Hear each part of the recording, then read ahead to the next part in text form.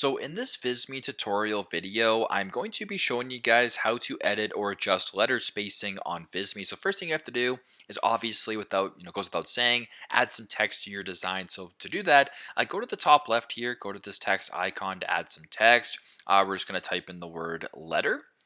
Just because it seems like it's an appropriate word to use for this video because we're talking about letter spacing. There you go. Make it a little bit larger for you guys. Now to adjust letter spacing or to edit letter spacing, it's pretty straightforward. I want you to press on the text, go to the top left, press on edit, then go to this option right here to where it says more.